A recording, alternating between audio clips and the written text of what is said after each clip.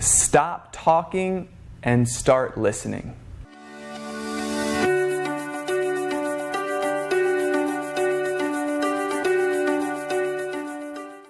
Hey, Christopher Yaks here. And just the other day, I was having a conversation with my wife, and it was one of those where it was a real communication going on.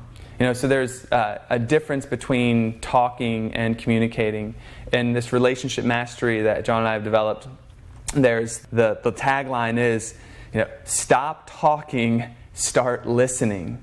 And what I realized when she and I were communicating, meaning that we weren't just having like a talk like, oh, how was your day? Oh, it's good. It was good. How was class? Oh, it's really good. So-and-so taught really nice. And oh, yeah, then I got this done and got that done. Like, that's talking. That's just like, let me give you a laundry list of all the things that I accomplished today. We got deeper and we got into this level of communication where like I started off by really expressing like where I was mentally and emotionally lately.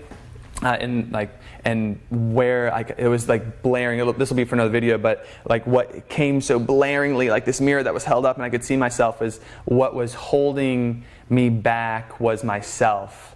And I'll talk about it later, but it was a lack of leadership. But anyway, but what that meant to me and how I was expressing it. And then like she gave me space to have that conversation, and then she started talking about something that was, has been bothering her lately. And that's her story, and I'm not going to tell you about it, but because that's not really important, what I found myself doing, and this is like quintessentially like a man thing, but I don't think it's, exclusive to men, is as she was talking, in my mind, I wanted to start telling her, oh, you should just do this.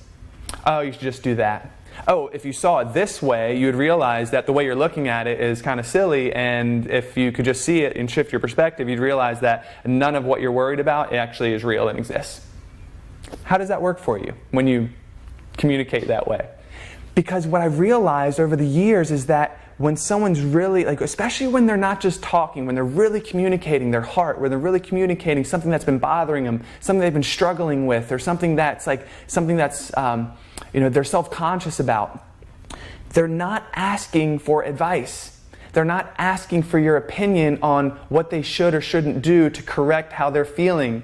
And I even found myself wanting to say, you shouldn't be feeling that way. Right? Completely negating and validating that it's totally fine to feel that way. In fact, it's positive to feel those negative things because it gives you the indication that something's off and that there needs to be a course correction. But that's beside the point. What I found myself doing in here, and thankfully I've had the training not to let it out there, is just trying to correct her. And I didn't. And it was so valuable. I can't tell you how valuable it was to just allow that space for her to communicate how she was feeling. And what happened when I just kept preventing myself from talking and I just allowed myself to keep listening is that what came through was I asked a question. So this is the next thing. Stop talking and start asking. Ask the right question, which was, how can I help you?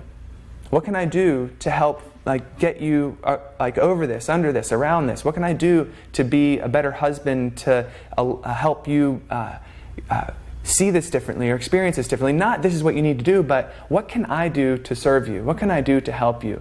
And this is the one thing that has been the biggest game changer in my relationship, is when I've stopped talking and I've started listening. Because in that process of listening, you are holding a space. And this is taught in all of our teacher trainings. It's funny, it kind of sideswipes people because they're in their teacher training to teach yoga, and all of a sudden we have this sharing experience that we do every single weekend, and one person may not talk. All you can do is listen.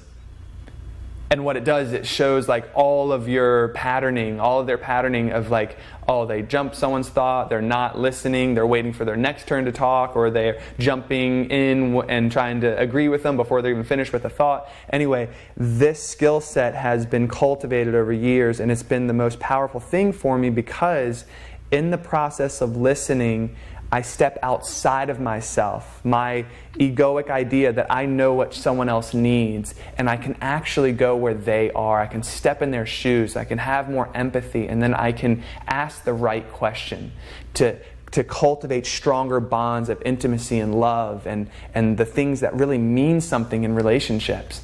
And that's at the core is, how can I help you live a better life? How can I help you expand your horizons and allow you to live into this next phase? What can I do to play any part that I can to serve you in that? It's a really good question. I thank you for your time, and I'll see you next time. And if you're feeling our message, come join our tribe. You can do that by subscribing to our Yaks Yoga Concepts YouTube channel, liking us on Yaks Yoga Concepts Facebook page, or following us at Yaks Yoga Concepts on Instagram.